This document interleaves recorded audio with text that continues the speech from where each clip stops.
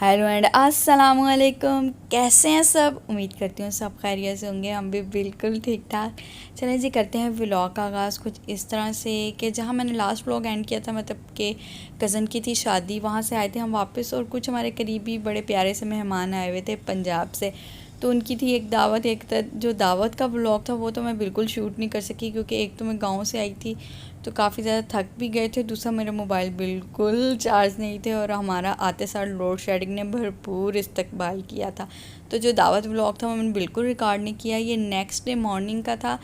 तो बस हमने वहाँ बाहर से जी हलवा पूड़ी मंगवाई थी, अपने मेहमानों को हमने करवाया नाश्ता और उसके बाद वो हो गए थे रवाना कराची के लिए।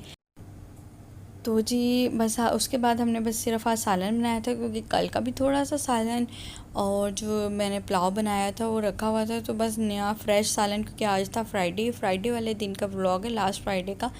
तो पापा घर पे होते हैं, इस वजह से नया जो ताज़ा खाना बनाना ज़रूरी था।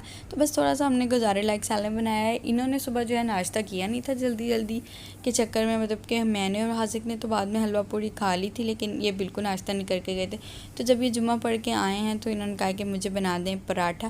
तो मैंने जल्दी से बस पराठा बनाया और इनके लिए बस मैं सालन निकालूंगी, और साथ ही आ गई थी चाय की फरमाइश। अच्छा, इन्होंने अगर खाना नहीं खाना तो नहीं खाना, और अगर खाना है तो बस इनको फिर पराठा और चाय, मतलब कैसा भी सालन हो, या तो अगर आलूओं वाला है तो उसमें से आलू निकाल के पराठा बना दो, या वैसा कोई शोरबे या दाल है तो उसके साथ सिंपल पराठा और ऑमलेट और साथ चाय। किसी भी टाइम इनको ये चीज़ दे दो तो ये बड़े शौक़ से खा लेते हैं। तो अपने लिए तो मैंने जो है कल वाला पुलाव थोड़ा सा निकाला है, उसको मैं माइक्रोवेव कर लूँगी। साथ ही मैंने इनकी और पापा की रख दी है चाय। तो जी इधर तकरीबन 2-3 बजे का टाइम था, पर किचन में खड़ा होना इंतहाई मुश्किल लग रहा था। तो जो सूरज बाबा है ना, उनका पारा बहुत ज़्यादा हाई हुआ है आजकल। तो बहुत ही ज़्यादा शदीदम गर्मी है, और कुछ किचन में ना ऐसा कोई अच्छी क्रॉसिंग भी नहीं है। तो जो किचन में आता है ना, उसके बाद वो बेचारा पंखा ढूंढ रहा होता है, पंखे के सामने कोई जगह या पंखे के सामने वाली कोई चेयर। तो सेम इस टाइम मेरा भी यही हाल था। बस ये था कि दोपहर का टाइम था तो जल्दी जल्दी खाना दे के उसके बाद सिर्फ सुलाना था। वैसे तो हाजिक साहब ने भी आज स्कूल की छुट्टी मार ली थी। ली तो हमने सिर्फ थर्सडे की थी, क्योंकि वेडनेसडे को थी वलीमा और उसके बाद थर्सडे को हमने जो है वापस आ जाना था। तो लेकिन आज की छुट्टी इसकी एक्स्ट्रा इस वजह से हो गई कि रात सोते सोते हमें 2 बज गए थे, और सुबह इसको जब उठा रहे थे उसके अंदर बिल्कुल भी हिलजुल नहीं रहा था कि मैं उठूँ। तो इस वजह से फिर हमने जो है आज इसकी भी छुट्टी करवा दी और इसकी टीचर को एक एप्लीकेशन भेज दी थी। तो जी दोपहर के काम सारे फ़ारिग होकर मैं ऊपर आ गई थी। अगर ये बच्चे स्कूल, मतलब हाजिक को स्कूल जाए तो ये तो सो जाता है। तो हाजिक तो बिल्कुल सोया नहीं था, वो अभी तक एक्टिव खेल रहा था, मतलब टीवी देख रहा था। तो मेरे पास थोड़ा सा टाइम था, तो जो मेरा बैग था जो मैं सब जो शादी पे लेके गई थी वो मैंने सारा यहाँ फाड़ी किया है। कपड़े धोने सोने वाले अलग किए हैं, और जो फैंसी ड्रेसेस थे ना उनको मैंने पहले ही वहीं लगवा ली थी। मतलब रात को फंक्शन ख़त्म हुआ था तो वो मैंने साइड पे रख दिए थे, अच्छी खासी उनको हवा शवा लग गई थी। तो अब मैं इधर सिर्फ उनको तय करूँगी और उनको रख दूँगी उनके पाउचेज़ में। अच्छा, मैंने मिन्हा की आपको फ़्रॉक नहीं दिखाई थी, मैंने बताया था ना हमारे सूटों जैसी सेम इसकी फ़्रॉक है। तो भाई ये देखें, इसकी सेम बिल्कुल ऐसी ही फ़्रॉक थी। तो हम सब ने वही सेम ड्रेसेस पहने थे। अगर आपने मेरे भाई के वलीमे वाली वीडियो देखी हो तो उसमें मैंने आपको बताया था कि हम तीनों बहनों के सेम ड्रेस थे। तो इधर भी कज़न की शादी पे भी हमने वही ड्रेस जो है अपने रिपीट किए थे, और साथ मिन्हा को भी वही पहनाया था। गर्मी शदीदम होने की वजह से 5 से 10 मिनट ही मिन्हा ने, मतलब हॉल में जाके तकरीबन आधा पौना घंटा ही ना वो सूट पहना था। उसके बाद जो आम सा जो भी हमने कंफर्टेबल से कपड़े थे ना वो उसको चेंज करवा दिए थे। तो जी इधर तकरीबन सारी सीटें सिमटी गई थी, और बस कपड़े आखिरी रह गए थे, उनको भी उनके पाउच में मैंने रख दिया था। और बस मेकअप शेकअप का सामान। अच्छा, कहीं भी जाना हो ना, भले बंदे ने 1 दिन के लिए जाना हो या भले 2 दिन के लिए जाना हो, सामान उतना ही वो जमा करके जाता है। बल्कि मुझे लगता है कि अगर शादी पे जाना है तो सामान ज़्यादा हो जाता है, क्योंकि एक तो सूटों के साथ की जूतियाँ भी अलग अलग मेरी तो हैं ही हैं, मिन्हा के खुद से अलग थे, हाजिक के जूते अलग थे।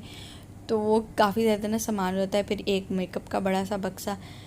तो जी वो जो एक मैंने फिर बड़ा बैग ही तैयार कर लिया था, क्योंकि अलग अलग अगर चीज़ें पकड़ो ना, जूतियाँ अलग और चीज़ें अलग, मतलब मेकअप का वो अलग बैग अलग, तो वो कोई ना कोई चीज़ घर में रह जाती है या जहाँ जाते हैं वहाँ रह जाती है। तो इस वजह से एक बड़ा सा मैंने बैग रखा था जिसमें कपड़े शपड़े तो मैं वैसे इस्त्री करके ही जाती हूँ। कहीं भी शॉर्ट पीरियड के लिए जाना हो ना, ईद भी पहले हम जैसे गाँव करने जाते थे, मतलब 2-3 दिन के लिए, तब भी मैं अपने इवेंट्स के ना ईदों के तीनों 2-3 दिन के कपड़े प्रेस करके ही जाती थी, क्योंकि एक तो कहीं जाके लाइट का बिल्कुल भरोसा नहीं होता, दूसरा ये होता है कि जहाँ जाएँ चलो थोड़ी देर उनको कंपनी दे दें, बजाय इसके कि चलें अपने ही काम समेटते रहें, कपड़े इस्त्री कर लो, ये कर लो, वो कर लो। तो जी इस वजह से कपड़ों का जो काम होता है ना, मैं यहीं मुका के जाती हूँ, इस्त्री करके हैंग करके ले जाती हूँ, तो वहाँ जाके आराम से ना हमारा टाइम गुजर जाता है। तो बस अब मेकअप का भी तकरीबन मैंने सारा सामान समेट लिया था। हर बार लेंस साथ लेके जाती हूँ पर हिम्मत नहीं होती लगाने की, पता नहीं क्यों मुझे लेंसेज लगाने में से बहुत ज़्यादा डर लगता है। तो अगर कोई लगा भी दे तो फिर मुझे होता है कि उतारूँगी कैसे। तो ये जो लेंस वाला पाउच है ना, ये हर शादी पे साथ ही जाता है और ऐसे ही वापस आ जाता है।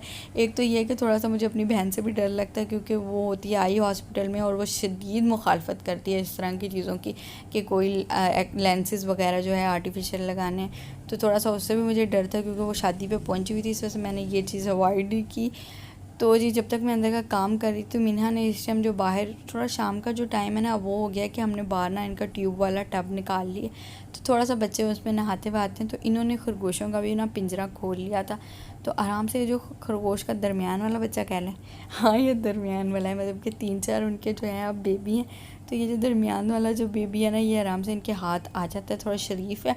और मिन्हा हाजिक क्या मिन्हा उस्तानी बनी फिरती है, इसको उठा के ना घूमती रहती है। तो बड़ी मुश्किल से इनको ना बचा बुझू के रखा है। तो हाजिक को देखें दे नहीं रही, अपने पास करी जा रही है। थोड़ा खरगोशों का ये भी फ़ायदा है कि ये ना मारते नहीं हैं, तो इस वजह से मीना और हाजिक बहुत अच्छा सा ना इनके साथ खेल लेते हैं। 5 से 10 मिनट बस ये बाहर निकलते हैं, जितनी देर तक हाजिक मीना अभी ना बाहर खेलते हैं, मतलब ट्यूब वगैरह में। अभी इन्होंने नहाना था तो उससे 10 मिनट पहले इन्होंने ना इन खरगोश के साथ खेल लिया। उसके बाद इनको भी हम बंद कर देते हैं, क्योंकि अगर कमरे में हों तो डर होता है कि ये ना हो कि सहन में कोई बिल्ली शिल्ली आके ना इन पर हमला कर दे। तो अपनी निगरानी में ही जब हम रखते हैं इन खरगोशों का। तो जी ये इसके बाद नेक्स्ट मॉर्निंग का व्लॉग समझ लें, मतलब कि पार्ट समझ लें। हाजिक और मिन्हा को मैंने दिया था यहाँ नाश्ता, तो वो आराम से नाश्ता कर रहे थे। आज मेरा इरादा था बनाने का, मोटरसाइकिल गुजर रही है, इसको गुजरने दें, गुजर गई है। तो जी आज मेरा इरादा था लौकी का रायता बनाने का। बहुत अच्छा बनता है, थोड़ा रिफ़्रेशिंग सा होता है। अच्छा मैं मज़े की बात बताऊँ, ये वेट लॉस करने में भी बहुत अच्छा है। मतलब जिन्होंने वेट लॉस करना है वो रोटी छोटी ना खाएं, ये लौकी का रायता ही खा लिया, मतलब एक मील के तौर पर, मतलब दोपहर के, तो बहुत अच्छा रहता है। इसके लिए बस मैंने जो ली थी तकरीबन 1 पाव हमारे करीब समझो लंबी वाली जो लौकी होती है वो लिया था। उसको मैंने पील करके इस तरह कद्दूकश कर लिया। सबसे मुश्किल काम ना मुझे कद्दूकश करना लगता है, तो मैंने जल्दी से कर लिया। उसके बाद तकरीबन 2 गिलास पानी लिए थे और इसमें कद्दूकश की हुई लौकी जो है ना मैंने डाल दी थी, और इसको मैं रख दूँगी अब चूल्हे पे बॉयल होने के लिए। तकरीबन जब ये बॉयल होने लग जाएगी ना, तो 5 से 5 मिनट हमने इसे बॉयल करना है।